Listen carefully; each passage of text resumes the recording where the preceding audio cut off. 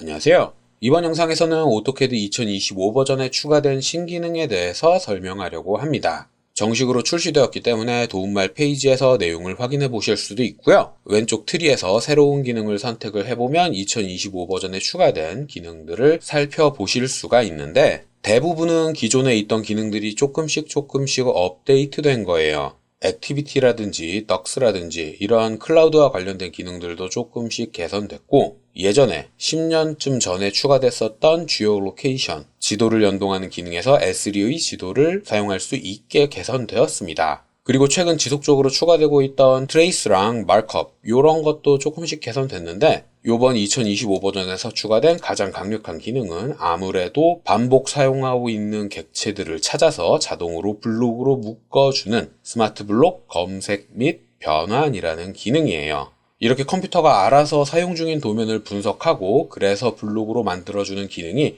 총 2가지, 검색 및 변환과 객체 탐지, 이렇게 2가지가 추가됐는데, 객체 탐지의 경우엔 아직 정식 기능이 아닙니다. 테크니컬 프리뷰 혹은 테크 프리뷰라 그래서 아직 기술 자체가 완벽하게 정리되진 않았지만 사용자의 사용 패턴이나 기타 데이터를 수집하기 위해서 미리 공개하는 기능, 그런 거예요. 그리고 제가 거의 1년 동안 베타 테스트를 했는데 이 기능은 제대로 작동한 적이 없습니다. 하지만 이건 제 개인적인 경험일 뿐이고요. 시도해보면 그럴싸한 결과가 나올 가능성도 있기는 해요. 그래서 개인적으로 블록으로 만들어주는 이 2개의 기능 중에 제가 추천하는 건 이 기능입니다.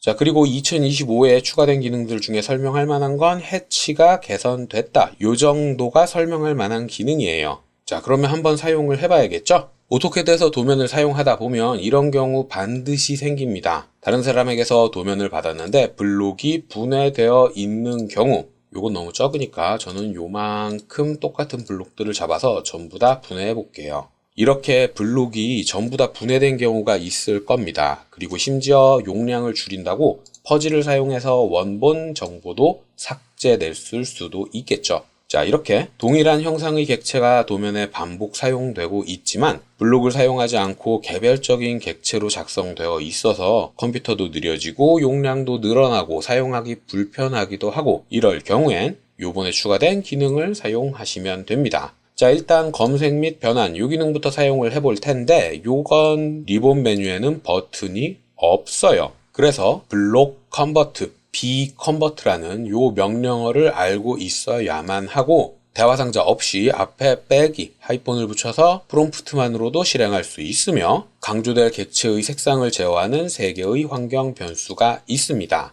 자, 그러면 블록 컨버트를 한번 사용해 볼까요? 오토캐드에서 bconvert라는 기능을 실행을 하면 객체를 선택을 해달라고 할 텐데, 이때 어떤 객체를 전체 도면에서 찾아서 블록으로 만들 건지 직접 지정하는 거예요.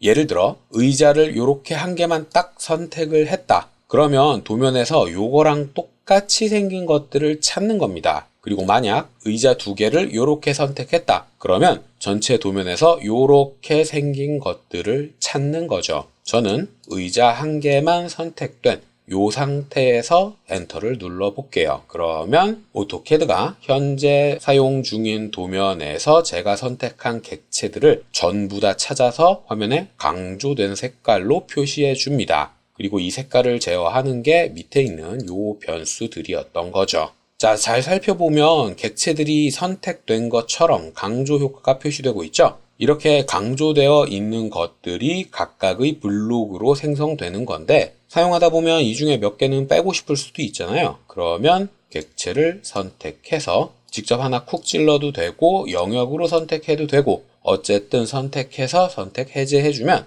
이 친구들은 변환되지 않습니다. 저는 전부 다 변환하고 요 2개만 선택 해제한 상태에서 실행을 해볼게요. 자, 이 상태에서 엔터를 누르면 되는데, 사용할 수 있는 옵션은 소스 오브젝트 온리, 지금 단계에서는 요 옵션밖에 없고, 요 옵션을 사용하면 제가 처음 선택했던 요 객체 이거 1개만 블록으로 바꿔줍니다. 그러니까 대부분의 경우엔 요 옵션을 사용할 일이 없을 거예요. 자, 엔터나 스페이스바를 눌러서 다음 단계로 넘어가게 되면 어떤 블록으로 바꿀 거냐, 그 블록을 직접 지정할 수 있습니다. existing 블록으로 넘어가 보면 현재 도면에 저장되어 있는 혹은 최근 사용했던 블록들 중에 특정 블록으로 본인이 직접 지정해서 바꿀 수가 있어요. 원본 객체가 블록에 남아 있다면 여기에서 객체를 직접 지정해주면 되겠죠. 근데 이때 미리 보기가 지원되지 않아서 불편한데 그런 분들은 옆에 있는 버튼을 통해 도면에서 객체를 직접 선택하셔도 됩니다. 그리고 만약 블록에 대한 정보가 남아있지 않다. 저 같은 경우엔 요 의자 형태의 블록이 퍼즐을 해서 원본 데이터가 남아있지 않죠. 이런 경우엔 new 블록, 그러니까 블록을 새로 만들면 돼요. 블록을 만들 땐 블록의 이름 당연히 필요하고요. 그런 다음 삽입점으로 삼을 좌표를 지정해줘야 하는데 기본 설정은 중심점입니다. 이게 전체 형태의 중심이 아니라 선택한 블록의 형태에 따라 중심이 바뀌어요. 지금 제가 선택한 건 의자인데 이 중에서 가장 큰 면적이 요 가운데 있는 영역이죠. 그래서 지오메트리 센터를 사용하면 전체의 중심이 아니라 요 가장 큰 사각형 형태의 중심이 자동으로 입력되는 요런 구조입니다. 그래서 지오메트리 센터의 경우엔 부정확하게 입력될 수도 있어요. 가급적이면 직접 좌표를 입력하시는 게 좋고요. 버튼을 클릭한 다음 요 블록에서 본인이 어디를 삽입점으로 지정하고 싶은지 마우스로 클릭하면 되는데 이때 노란색으로 지오메트릭 센터를 표시를 해주게 됩니다. 자, 저는 특이하게 왼쪽 팔걸이의 중간점 여기를 입력해 볼게요. 그러면 블록으로 만들 모든 설정이 다 끝난 거고요. 컨버트라는 버튼을 누르면 한 번에 전부 다 블록으로 작성됩니다. 체어라는 이름의 블록을 새로 만들고 도면 전체에서 찾았던 동일한 형상들을 전부 다 한 번에 블록으로 바꿔주는 거죠. 자, 이렇게 깔끔하게 블록으로 만들 수가 있는데 이 전체적인 작동은 원래 있던 객체들을 각각 블록으로 묶은 게 아니라 원래 있던 객체를 지우고 새로운 블록들을 하나하나 삽입을 한 거예요. 그렇기 때문에 새로 생성되는 블록들은 현재 설정을 그대로 따라가게 됩니다. 현재로 선택되어 있는 도면층과 색상, 요걸 그대로 사용한다는 의미예요. 자, 그러면 한 개 더 바꿔볼까요? 이 친구를 블록 컨버트, 요 기능으로 블록으로 묶는데 이번에는 새로운 블록으로 만드는 게 아니라 다른 블록으로 교체를 한번 해보겠습니다. 방금 만들었던 체어라는 블록, 요걸로 교체를 해볼게요. 그러면 블록이 어떻게 들어갈 거다 라는 형태를 미리 보여주게 되고요. 옵션으로 Move, Rotate, Scale 이런 기능을 사용해서 정확한 위치를 설정하고 정확한 방향을 설정하실 수가 있습니다. 원래 있던 형상이 없어지고 새로운 블록을 집어넣게 되는데 그때 이 형태로 들어가게 된다는 거죠. 억셉트 버튼을 누르면 원래 있던 전화기 대신 제가 선택한 체어라는 이름의 블록이 동일한 각도, 동일한 크기를 사용해서 쭉 배열되게 되는 겁니다. 그러니까 이 말은 이미 존재하는 블록들을 다른 블록으로 교체하고 싶을 때도 활용할 수 있다는 뜻이죠. 자, 이렇게 블록 컨버트, B 컨버트라는 기능은 사용하기도 편하고 굉장히 강력한 기능이에요. 근데 이런 걸 보면 어디까지 바뀌냐 그걸 좀 테스트해보고 싶잖아요. 그래서 제가 직접 테스트도 여러 번 당연히 해봤죠. 자, 일단 저는 현재 도면층을 레드라는 도면층으로 그리고 색상은 녹색으로 바꿔놓고 이 상태에서 블록들을 한번 찾아보겠습니다. 지금 도면에 위치하고 있는 의자 모양의 블록들은 방향이 각각 다르고 색깔도 다르죠. 그리고 심지어 도면층도 달라요. 어떤 건 0이라는 도면층으로 작성됐고 어떤 건 레드라는 이름의 도면층으로 작성되어 있는 상태입니다. 자, 이 상태에서 B컨버트를 사용을 하면 객체의 색상이 다르더라도 도면층이 다르더라도 형태만 같으면 같은 블록으로 만들어줘요. 새로 블록을 만드는데 대충 테스트라는 이름으로 지정을 하고 바꿔보면 이렇게 바뀝니다.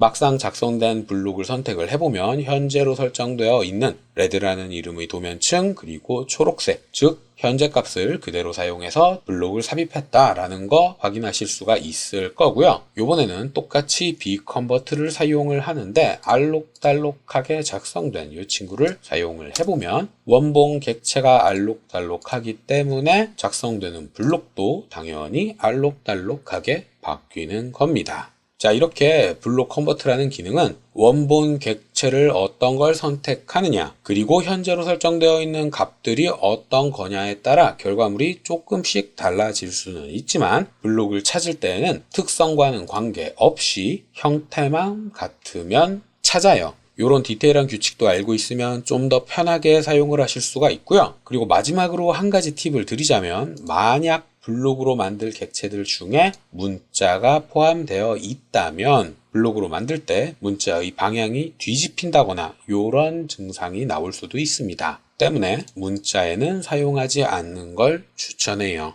자, 여기까지가 블록 검색 및 변환 요 기능이었고요. 요번에는 스마트 블록 객체 탐지에 대해서 설명을 할 텐데, 이 기능은 테크니컬 프리뷰라서 기능 자체가 완벽하진 않아요. 하지만 제조사인 오토데스크에서 이 기능을 좀 더 밀고 있는 건지 리본 메뉴에 버튼이 구성되어 있습니다. 디텍트라는 이 버튼을 사용을 하시면 되고요. 클릭해서 실행을 하거나 혹은 명령어를 입력해서 실행을 하면 이렇게 탭이 하나 표시될 거고, 테크 프리뷰다, 그러니까 완벽한 기능은 아니다, 이렇게 경고 메시지도 나옵니다. 잠시 기다리면 결과가 화면에 표시가 될 거고, 이 상태에서 리뷰 오브젝트를 클릭하면 컴퓨터가 어떤 걸 분석했다 라는 걸 보여주는데, 엉터리예요. 제가 수개월 테스트 해보는 동안 정말 한 번도 제대로 작동한 적이 없습니다. 그래서 제가 생각할 땐 아마 한 1, 2년 정도는 완성도가 떨어져서 현장에서는 못 쓸 거예요.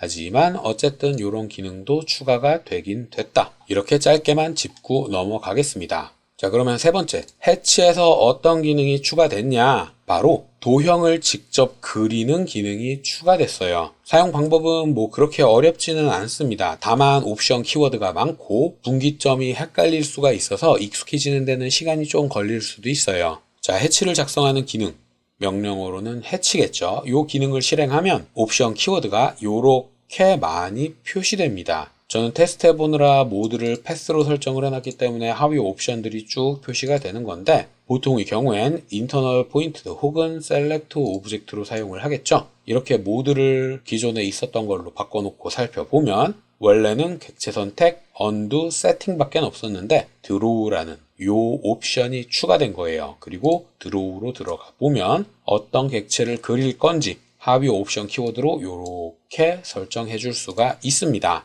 일단 패턴은 잘 보이도록 앵글로 설정을 할 거고요. 렉탱글이라는 옵션을 사용을 하면 사각형을 그릴 수가 있어요. 그리고 추가 옵션들을 살펴보면 모드가 패스다, 얼라이먼트는 인사이드다, 위스, 폭은 50이다, 이런 것도 제가 설정을 해놨는데, 제가 기억할 때 아마 초기 설정이 모드의 경우에는 에어리어, 요게 초기 설정이고 위스는 좀 더 작은 값이 설정되어 있을 거예요. 이렇게 패스가 아니라 에어리어로 설정이 되어 있으면 본인이 원하는 지점을 클릭해서 다각형을 그릴 수도 있고, 하위 옵션인 렉탱글 요걸 선택해서 사각형을 그릴 수도 있고 원을 그릴 수도 있고, 이렇게 해치를 활용한 다각형을 그릴 수 있게 됐다는 겁니다. 그리고 모드를 에어리어에서 패스로 바꿔놓고 사용을 하면 위스, 폭을 설정을 할 수 있고, 이 상태에서 좌표를 클릭해서 입력하게 되면 선을 따라서 해치가 작성되도록 만들 수가 있다는 거죠. 그러니까 해치를 객체를 선택하는 게 아니라 폴리선을 그리듯이 그려낼 수 있다는 거고, 폭도 50으로, 다만 여기에서는 폭이 변하는 게 아니라 일괄적인 폭만 제어할 수 있어요. 그리고 얼라이먼트도 인사이드가 아니라 아웃사이드로 혹은 센터로 이렇게 바꿔가면서 그릴 수가 있는데, 이게 아웃사이드였고 센터로 하면 이렇게 되고 인사이드로 하면 이렇게 바뀌고, 이런 식으로 본인이 직접 지정할 수 있다는 거죠. 다만 해치가 겹치도록은 작성할 수가 없어요. 이건 데이터에서 오류가 생기기 때문에 일부러 교차되지 않도록 설정을 해둔 거고요. 아마도 사용할 일이 많지는 않겠지만 이렇게 해치를 객체를 그리듯이 작성할 수 있습니다. 그리고 만약 외형선이 필요한 경우엔 제너레이트 바운더리를 사용해서 폴리선으로 추출을 해내면 되겠죠. 자, 이렇게 해치에 객체를 그리듯이 작성하는 옵션이 추가된 거예요. 그리고 그 옵션들을 저장하기 위한 변수 3개가 이렇게 추가됐습니다. 자, 여기까지가 굵직굵직한 내용의 전부예요. 나머지는 마이너한 업데이트고 현장에서 실제로 활용할 만한 내용이 아니라서 굳이 자세하게 설명을 하진 않을 거고요. 영상을 마치기 전에 아무도 신경 쓰지 않을 만한 내용을 하나 추가로 설명을 하자면 파일의 형식이 바뀌었습니다. 다만 자주 사용하지 않는 형식이라서 대부분 모를 거예요. ACTM의 경우엔 오토캐드의 기능들 중에 사용자가 입력한 내용을 외워서 마치 리습이나 스크립트처럼 만들어주는 액션 레코더, 이 기능에서 사용하는 게 ACTM이라는 확장자의 파일이고, DXE의 경우엔 선택한 객체의 정보를 추출하는 데이터 익스트랙션이라는 기능, 이 기능에서 사용하는 확장자가 DXE였습니다. 근데 2025 버전부터는 이 확장자들이 바뀌어서 ACTMX 그리고 DXEX를 사용하도록 바뀌었고요. 이전 버전과는 호환되지 않아요. 데이터 익스트랙션에 대해서는 예전에 기능을 설명한 적이 있으니까 참고하시면 되고, 동작 매크로 같은 경우엔 아마 자세하게 설명한 적은 없을 텐데 기능이 워낙 제한적이라 사용할 일은 거의 없을 만한 기능입니다. 어쨌든 지원하는 파일의 확장자가 바뀌었다. 여기까지 설명을 했습니다. 자, 여기까지가 제가 이번 영상에서 설명할 내용이었고요. 혹시라도 궁금한 게 있다거나 이해되지 않는 게 있는 분들은 댓글이나 메일을 남겨주시면 최대한 빨리 확인을 하고 답을 드리도록 하겠습니다.